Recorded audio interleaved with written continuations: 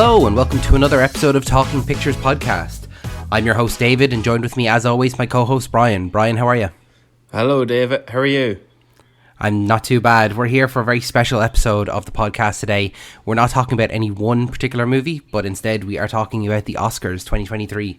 So we're going to go through a couple of different categories just to discuss who's nominated, who we think is going to win, just give a kind of brief overview of some of the films. We'll also be talking about who we are happy to see got some recognition, who we think don't deserve the recognition.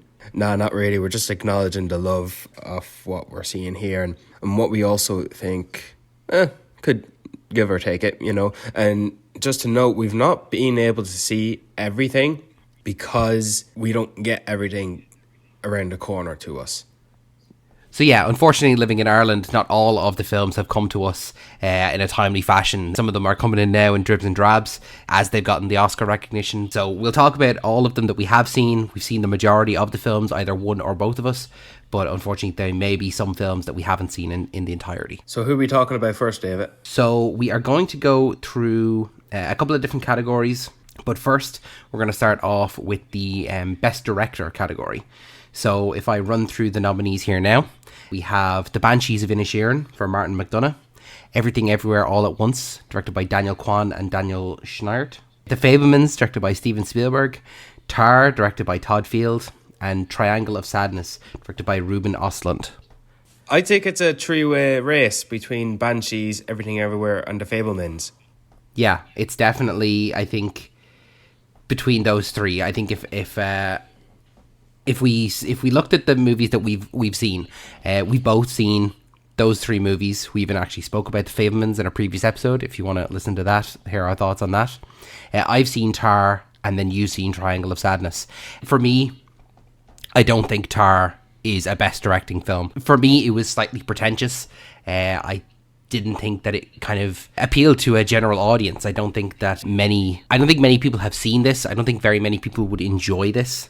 So I think as an actual directing Oscar, I don't think that is one. Can you talk a little bit about Triangle of Sadness? Triangle of Sadness, I had to go to Dublin to see because I had too much free time on my hands. And I liked it for what it was, trying to talk about. It was a social commentary on what upper class, rich celebrities, higher living people around the world from all sorts of businesses, and what happens when the tables shift and those who are from a higher living upper class society are forced to live in harmful nature environments such as deserted on an island in the middle of the ocean, and those who have been living in the slums, living such a poor life, working hard for less. What happens when they are in command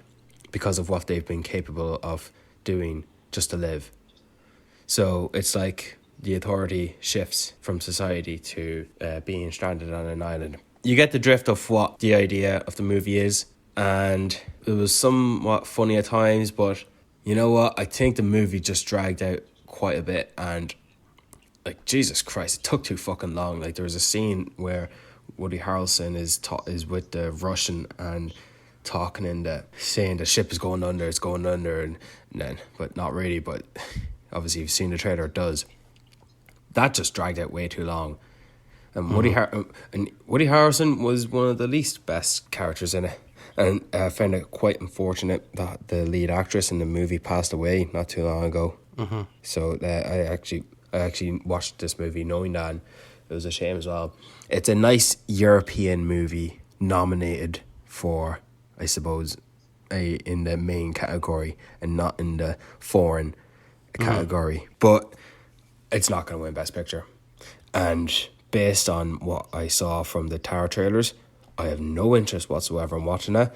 And God forbid that wins Best Picture. I don't care, I didn't see it. It's not going to win.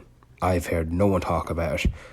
Based on what I've seen alone, The Fabelmans, Everything Everywhere, and The Banshees are likely to win for three different reasons. I think The Banshees are going to win because it's almost on the same level that Parasite is in terms of storytelling and the setting of a tale. Everything Everywhere is fucking bonkers, and who knows if something on one end of the string like Coda could win Best Picture, maybe something like Everything Everywhere at the opposite end of the string could win Best Picture. You never know, because it's just getting so much hype. But The Fabelmans, this is like an homage to everything the Oscars embody, and I think this has a legitimate shot. However, I feel like if The Fabelmans win, I feel like maybe that's a traditional, yeah, okay, it's kind of expected. Almost like it's a bit of a general, obvious pick for it to win Best Picture. And I'm glad it's nominated, and I really do think it could win. However, I think maybe Banshees of Inisherin will be the most likely candidate to win, and I think I maybe want it to win. And and if not that, then Everything Everywhere. Those are my top two. So in order, I would like Banshees to win. If not Everything Everywhere, then if not Fabelmans. And even though it's those three, I would rather pick it between Banshees and Everything Everywhere. I'm rooting for the Irish, but only to an extent for this episode. Yeah, I think talking about the directing category there, I'd say it probably does come down to those three: Banshees, Everything Everywhere, and The Fabelmans. I can honestly see it go to The Fabelmans in lieu of The Fabelmans winning Best Picture. Normally, kind of the Best Directing award goes to someone who actually isn't going to win the Best Picture. It's kind of like this was the best directed, but it's not the Best Picture. So I think that'll be that's a Steven Spielberg award, I'd say, in my own opinion. But we'll move swiftly on as we've a lot of categories to go through. So we're going to go through the supporting roles. So we will start with actress in a supporting role. So we have nominated Angela Bassett for Black Panther: Wakanda Forever, Hong Chow in The Whale, Kerry Condon, The Banshees of Inisherin, Jamie Lee Curtis in Everything Everywhere All at Once, and Stephanie Hsu in Everything Everywhere All at Once. So a diverse selection there. We have Angela Bassett nominated for the first actress nominated for a Marvel movie in Black Panther: Wakanda Forever. And then we have two Asian Americans nominated for Hong Chow in The Whale and Stephanie Hsu in Everything Everywhere All at Once. And I think for me, I don't know about you, Brian, I would personally give this to Stephanie Hsu. I think that she's been kind of passed up in this whole award season. A lot of the Best Supporting Actress nominations have gone to Jamie Lee Curtis for Everything Everywhere All at Once. And that feels to me like it might be kind of a recognition, I suppose, of Jamie Lee Curtis as opposed to the actual role. I think that Stephanie Hsu's performance in Everything Everywhere is better than Jamie Lee. So for me, I could see it definitely go to her, and I would be delighted to see. She's a young actress. She hasn't had very many roles, and to see her nominated is fantastic. To see her nominated at such a young age. If she was to win it, I think that would just be incredible. But I think that there's not a bad performance in that category. Do you want to talk about it a little bit? Yeah, I see where you're coming from, talking about Jamie Lee Curtis being nominated based on her being Jamie Lee Curtis. And I don't think she is my pick to win. I think that Hong Chow and Stephanie Hsu were great this year. I love them and what they did. I think I like Hong Chow a bit more in The Whale than I did for Stephanie in Everything Everywhere. And Angela Bassett, I feel like if she's not going to win, Jamie Lee Curtis is going to win. But I'm rooting for Kerry Condon. Mm-hmm. I remember walking out of Banshees of Inisherin thinking Barry Keoghan and Kerry Condon, they like stood out more than Colin and Brendan. Mm-hmm. So I'm rooting for Kerry Condon to win this, and I think she is a dark horse to win for Best Supporting Actress this year. I think she's great, and I hope she wins. I'm actually rooting for Kerry Condon. Yeah, I think it's important to note that we're both Irish men, so we want to see all our Irish nominees do very well. So it's a great joy to see so many Irish actors and actresses nominated in so many different categories. So we'll move on there from actress to actor in a supporting role. So we have, speaking of the Irish, we've got two nominees from Banshees of Inisherin. So we've got Brendan Gleeson and Barry Keoghan in Banshees of Inisherin. We've Brian Tyree Henry in Causeway. We've Judd Hirsch in The Fabelmans, and then we've Ke Huy Quan in Everything Everywhere All at Once. So, do you want to talk a little bit about maybe Judd Hirsch? I know that you talked a lot about him in the our review of The Fabelmans. So, do you want to talk about his performance there in The Fabelmans? Well, what I talked about him being in The Fabelmans for that like one main scene. He was in like 2 or 3 scenes, but like yeah, that talk he had with the Avatar, and that was Steven Spielberg. He was good, and he came across very good. He was an energetic electromagnet lion. He was coming across like a very a wild man, not fit for society, a man who comes from the circus. And it's like, he wasn't even American. He was like Italian. Essentially, the point being, I can't explain why he was nominated for Best Actor. Strangely enough, just for that little set. He was probably on set for 2 or 3 days. On set, and he got nominated. And you know what? Good on him. He would not be my pick to win. Oddly enough, I would... Brendan Gleeson felt like he was playing Brendan Gleeson, but a very good Brendan Gleeson in The Banshees of Inisherin. And when it comes to the rest of the gentlemen, Brian Tyree Henry, Barry Keoghan, and Ke Huy Quan, I can't seem to really pick. I'm rooting for Barry Keoghan because he was very good in this. He just won an award recently in the BAFTA, I think it was, for Best Supporting Actor or Best Actor. Or anyway, he won. And he seems like a real lovable Irish guy. But when it comes to Ke Huy Quan, I want him to get that redemption return. He's going places now. He's coming back. But I saw Causeway, and I saw Brian Tyree Henry in that movie, and I just remember thinking, this movie's going to get some recognition in the Academy. I don't know what, I don't know how, I don't know where. Would it been deemed worthy for Best Directing or Best Picture? And it was Brian Tyree Henry's performance. I just finished watching Atlanta, and Brian Tyree Henry, he is Paperboy, but he is coming up in a load of other movies these days. And he's an actor who I've been paying attention to since I first saw him in a movie. And him and Jonathan Majors, just to name a few, I've been watching them ever since I started seeing them pop up only 3 or 4 years ago, which is amazing. So how great would it be for him to win that Oscar? So I actually can't tell who will win it. I think if it's going to go very traditional, it'll go Judge Hirsch.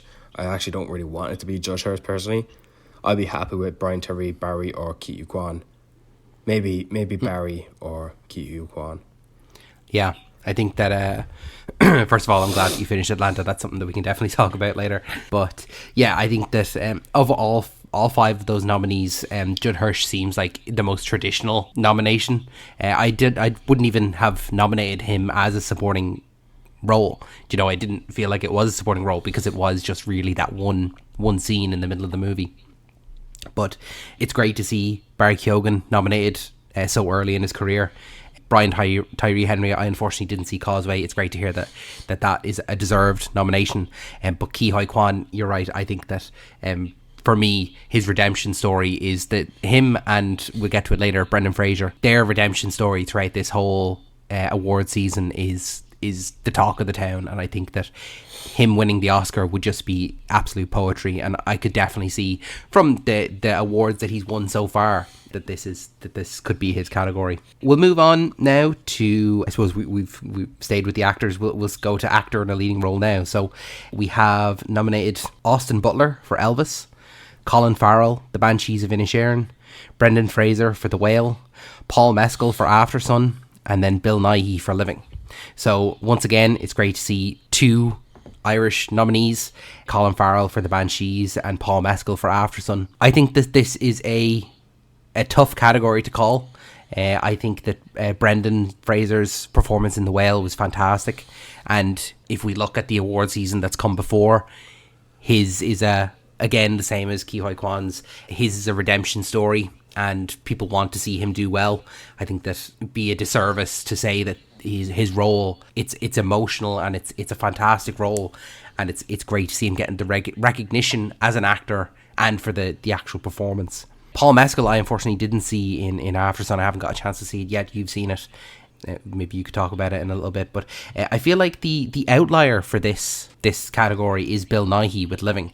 I feel like, similar to Jamie Lee Curtis, it's kind of a nomination, a recognition nomination, if anything, because Living, it's not a film it's not something that's come out in cinema. It's not something I've heard anything about, and it's something I haven't heard anyone talk about it. The only people that I've heard talk about it is actually to another podcast that I listen to, and they saw it at the London International Film Festival. But other than that, it's not been on anyone's radar. Do you want to talk about maybe this category, who you see winning, or who is in contention to win? Yeah, the contention is between Elvis, The Irish, and the real winner, Brendan Fraser. I think Bill Nighy being nominated, if we were to watch Living, we would think, yeah, he was good. He that's my understanding, but that's only because it's a recognition of his career and his presence in Hollywood and British cinema. Paul Mescal, I saw him in After Sun, and boy, did I hear him, but not for the reasons you might think. He plays a father in that movie, and, well, he's our age. And imagine us as fathers are our age when, let's say, we shouldn't be. And that's all I'll say about the movie. I really liked it a lot, and I thought he was good in it. He was very somber. His performance was very subtle. Didn't require a whole lot to do, but it's the little things that he does in the scenes. Like, it's the little casual things you see a fellow Irishman act like. He does it so well. I'm glad he got nominated for it. I'm surprised to see that he did, but I'm very delighted. I don't think he will win, though, but he all he has to do is keep going up. He already is. He's going to be the gladiator in the Ridley Scott sequel, so I'm really delighted to see that. He didn't have to audition for that. He just met up with Ridley Scott in a meeting and he got hired. How fucking crazy is that? A minute lad, like Jesus. But when I say it's between Austin, Colin and Brendan, the reason I say that is because Austin's performance was very showy. It was very glamoury. It was very on stage performing, like how Elvis was. And he did the whole meta thing, and I see a lot of people like sort of taking the piss on him, not really, but a little bit, saying he keeps talking like Elvis and he keeps walking like Elvis. But, well, maybe he didn't, try method before. Like, he did this for like 2 or 3 years before filming, and he's not going to be like that when he comes in Dune. Like, that, the fact that I had to read an article, no, Austin Butler will not sound like Elvis in Dune Part 2. And like, so I think for the sake of it being an out there performance, I think Austin Butler has a chance. However, when it comes to the traditional award given to a certain performer, I think Colin Farrell is going to nab it, because I think, just based on previous leading actor performances, I think Colin Farrell fits nice and cozy into that arena of what the Academy wants to see. However, my pick is for Brendan Fraser, and he also too sits into that little category. I think maybe it is more or less between Colin and Brendan, and to the point where I'll be a little bit surprised if Austin wins.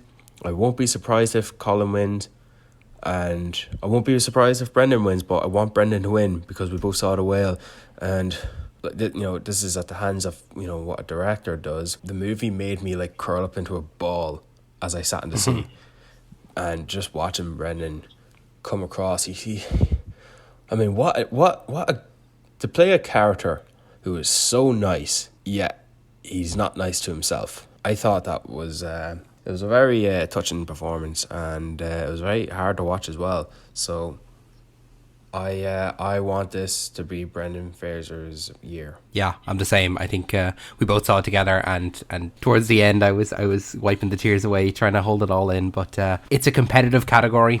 I think the same. I would be happy with Colin, Brendan or Paul to win it myself. That's where I would fall. But we'll move swiftly on then to the actress in a leading role, which is a little bit of a controversial category, I suppose. So I'll read through the nominations and we can discuss. So we have Cate Blanchett for Tar. We've Anna de Armas for Blonde. We've Andrea Riseborough for To Leslie. We've Michelle Williams for The Fabelmans. And then we've Michelle Yeoh for Everything Everywhere All at Once. So I say this is controversial. the nominations for Anna de Arma and Andrea Riseborough, they are quite out of left field. Anna de Arma in Blonde, while a great performance, it is a movie that did not do well either with the critics or with the public. It garnered a lot of controversy in regards to the portrayal of Marilyn Monroe. And then with Andrea Riseborough, her nomination was kind of a little bit of a controversy as well, in terms that not very many people had heard or saw To Leslie, and that there was some controversy. Brian, you might know a little bit more about it than I do, about the conditions in which she was nominated. I'm not sure. Do you know much about it? Can you talk to it? Is it Andrea Riseborough as opposed to Riseborough? Riseborough. Oh yeah, sorry. I'm just reading it as I see it here. Riseborough. Yeah, sorry, that's my mistake. Very sorry about that. I can't get them all right, unfortunately. But pronounce it however you see fit to pronounce. I'll just stop at Andrea. Yeah. So we didn't see To Leslie because we never heard of To Leslie, and we didn't realize Andrea was apparently in contention to be nominated. Now, what you're talking about when there was a bit of scandalous or controversy around her being nominated, horseshit. It's horseshit. I think there's a story about it going on around some people within our inner circle trying to motivate her getting that nomination, but that's exaggerated quite a bit. There was an investigation done amongst the Academy in terms of how she was nominated, and they found no evidence of there being any unethical activities going on in moving her to be amongst the stars of nominees. That's all I have to say about that. The actresses in the Academy nominate the top 5 performances of this year, and this is what came out of it. When I look at this list, I don't think Andrea is going to win. I see why Anna de Armas was nominated, and she was actually very good. It doesn't matter if the movie was bad in the view of critics or audiences. Who cares? If they thought she was good in it, she was great in it. I like that little bit of diversity that a non-white Caucasian woman is playing a white Caucasian woman. I like that. Bring more of it if we can. Let's go. Why can't we get creative?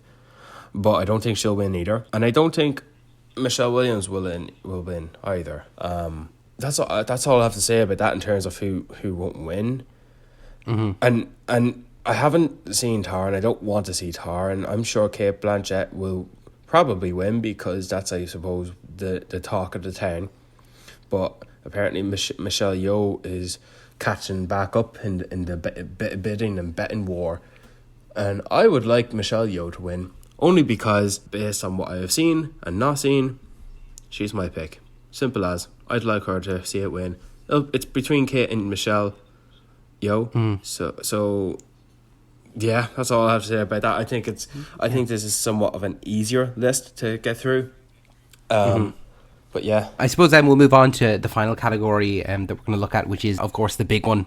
The one they save. We saved it here for at the end of the podcast. They save it for the end of the night, which is Best Picture. So there are 10 nominees for Best Picture.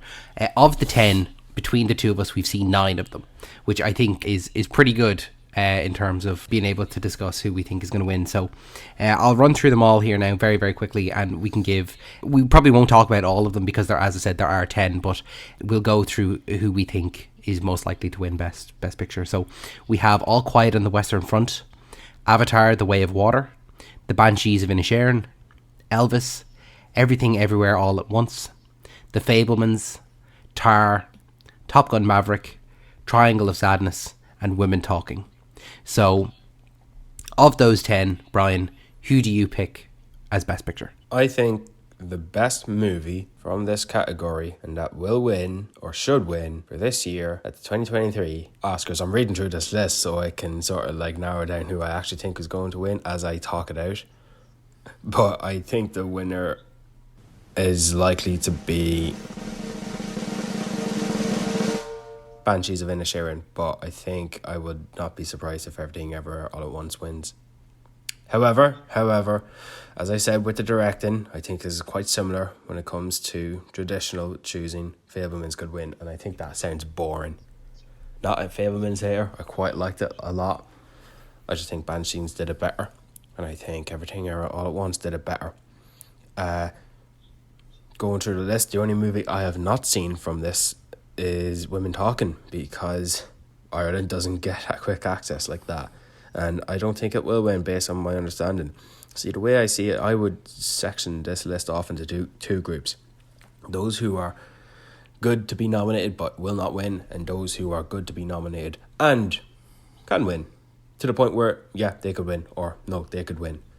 So All Quiet on the Western Front won't win, Avatar won't win, Banshees would win, Elvis won't win, Everything All at Once would win, Fabelmans would win, Tar better not win, Top Gun won't win, Triangle I don't think it deserves to be Best Picture, and Women Talking I didn't see, but my best guess is not to win. So the reason I choose Banshees of Inisherin is because of, as I said, with the directing, I think it's the type of story and the type of movie people want to see. It's about two friends falling out, and there's a whole lot of metaphorical meaning behind it all that I'm just going to spare it, but it's very universal in terms of a good watch. I suppose the only thing that's jarring about it for us non-Irish is the accents, and when it comes to Everything Everywhere All at Once, it's a great comedy. It's a wacky comedy, and I think it very well could win. And it might seem very similar in terms of the movies I'm choosing that will win Best Directing or Best Picture, or even to the point of other nominees. The reason I say, Parasite won Best Directing, Best Writing, Best Foreign, and Best whatever else. Won like at least 4 of the main categories on that one night. Banshees of Inisherin very well could do the same in quite a lot of it. But that's who I would personally, I think I'd be content with if it's Banshees or Everything Everywhere. I can't choose, only because they're both worthy of it. Yeah, I completely agree with you. I think that for me, if I was looking at this list, I would give it to Everything Everywhere. I think that was one that just kind of blew me out of the water in how crazy it is. In if you are looking for a category of movie, Everything Everywhere falls into that category. It's so broad, but yet so specific. It's kind of hard to describe. It's something that you need to just experience. Banshees of Inisherin, like you said, it's. I was laughing in the theater out loud, and I'm not normally someone that laughs out loud in the theater, so it really got me, and I think that a lot of people seem to have enjoyed it, and it's doing really well. I think it is between those two. One film that I'm delighted to actually see nominated, similar to what you said, I don't think it will win. I think it's just there as a recognition, is Top Gun Maverick. I think Top Gun Maverick was a fantastic movie. Do you know, when people think like action movie, Top Gun Maverick is going to be up there for years to come. So I'm glad to see it nominated and give Tom Cruise that kind of recognition, because it was a movie that kind of, a lot of people have said it saved cinema. It got people back to going out to see movies again. So I'm delighted to see it there. But you're right, I think some of those other films are there more as recognition rather than actual kind of contenders. I can't speak to Women Talking or Triangle of Sadness. Unfortunately, I haven't seen either of them. But it's, I think, an interesting list. I would probably, if I was to narrow down to 3, I would say Banshees, Everything Everywhere, and then Fabelmans. Same as directing, pretty much. Yeah. Exactly. I think that goes to show kind of the caliber of the films. So that's it for the major categories that we want to talk about today. We want to talk about 2 other things though. We wanted to discuss maybe our biggest snub, something that we wish that had been nominated that unfortunately wasn't, and then something in any category that we were delighted to see nominated, similar to what I was saying there about Top Gun. So Brian, do you want to talk us through maybe something that you think should have been nominated that unfortunately wasn't? Babylon was nominated for production design and best score, and by God, it better win best score.